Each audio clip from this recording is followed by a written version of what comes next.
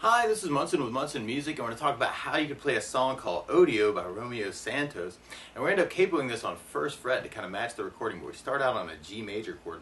And the way you play G major, first finger goes to A on the second fret, second finger on the low E string third fret, and third finger on the high E string third fret. And if you strum all those together, that sounds a G major chord and it sounds really happy. Now you may also want to think about putting the third finger on the B string third, pinky on the high E third, kind of using that for the G major through the song. And then from the G on our intro, we end up going to a B minor chord. When we play B minor, first finger goes across the entire second fret. We'll talk about some easier ways to play this too.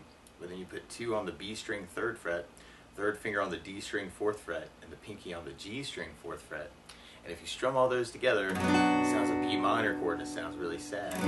Now you may also want to think about lifting off the pinky and making that a B minor 7. Or another way to play B minor 7 is to do first finger on the A string second, second finger on the G string second, and third finger on the high E second. If you strum the A string to the high E string, that sounds a B minor 7. So you never think about that for your B minor 7. Or another option would be doing first finger on the A second, second finger on the G string second, third finger on the B string third, and the pinky on the high E string third. That's another way you could kind of work your B minor, and then that way you've only got one finger to kind of move between those two chords. Now the rhythm at the very beginning, actually, you kind of hear this kind of down, down, down, down, down, down, down, down, down, down, down, down, down, down, down, down, down, down, down, down. So I'm just kind of using downstrokes and some muting to kind of work it that way. Or if you kind of dig on this, it can be kind of cool just to fill that time in with downstrokes. So you could kind of do an 8 down idea too. G, B minor, B minor. Or one of my favorite strum patterns for a 4/4 like this is down, down, up, up, down, up. So if you took the G and just tried that a lot, you'd have down, down, up, down, down, down, up, down, up, down, down, up, down, up. So we tried that through the intro, you'd have the G,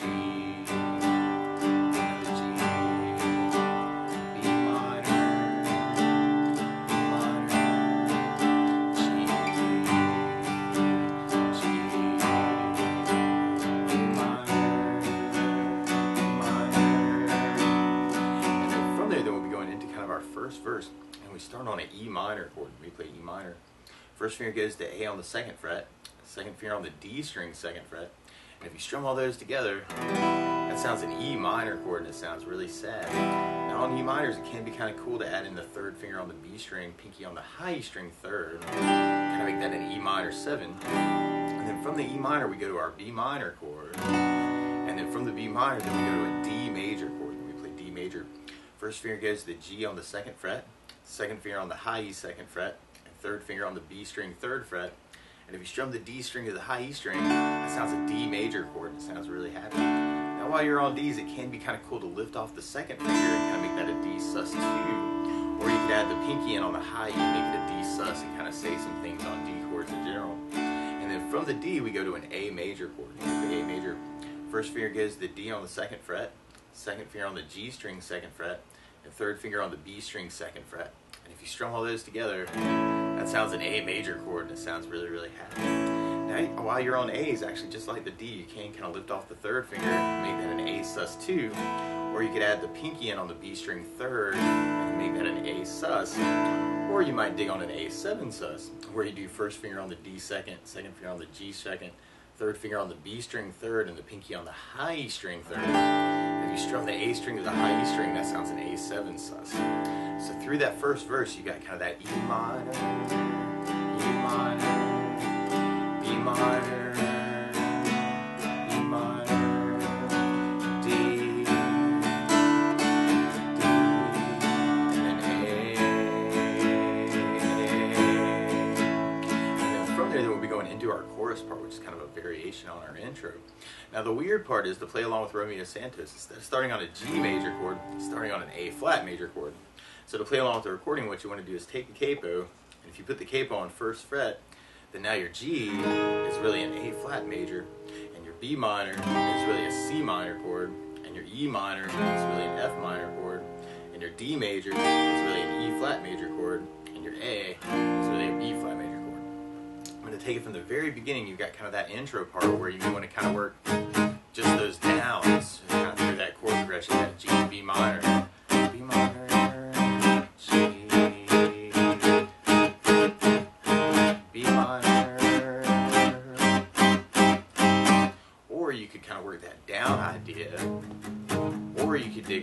down, up, down, up, or you can even take those two ideas and kind of switch between them. Can be kind of a cool idea too.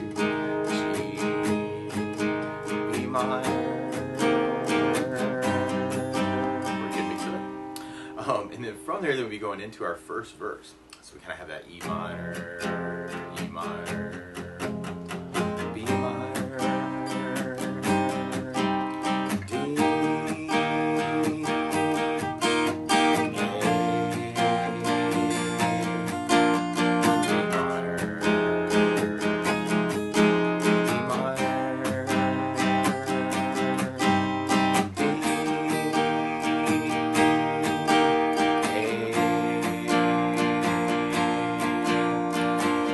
There would be going into our first chorus.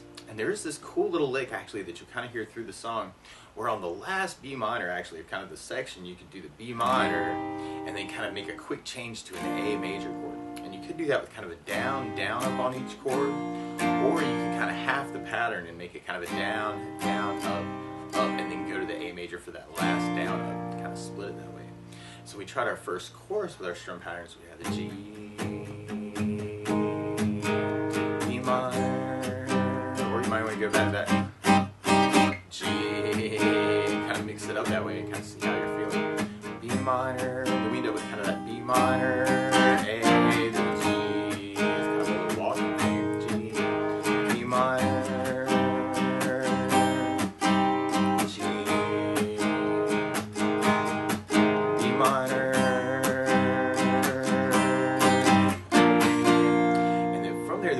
Our second verse, but our second verse is more like our intro, and now we're kind of doing a lot of that G and B minor. Actually, we end up repeating that progression 1, 2, 3, 4, 5, 6, 7, 8 times, and actually on that last B minor there's kind of another walk in to kind of lead to our solo.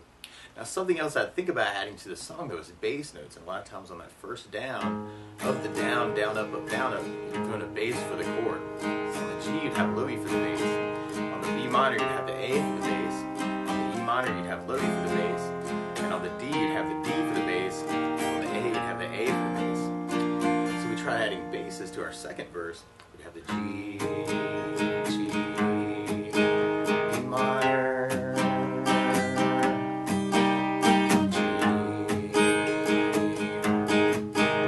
B minor, G, B minor. Other licks around these chords, you can feel free to kind of take this lesson and kind of run with it too.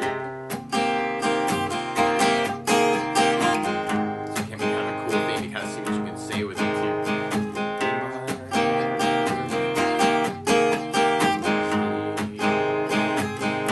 And then that last time we got kind of that B minor push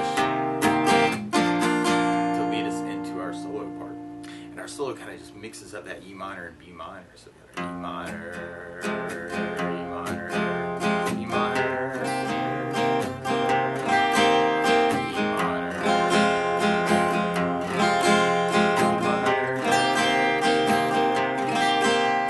And then from that solo, then we go into a bridge part, which kind of mixes up a couple of the chords we're talking about. So on the bridge, you got a D,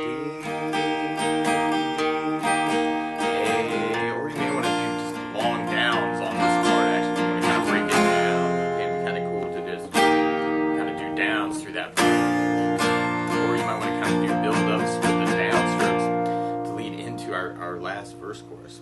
And on our last verse chorus, a lot of that G, B minor. So we got our G, B minor,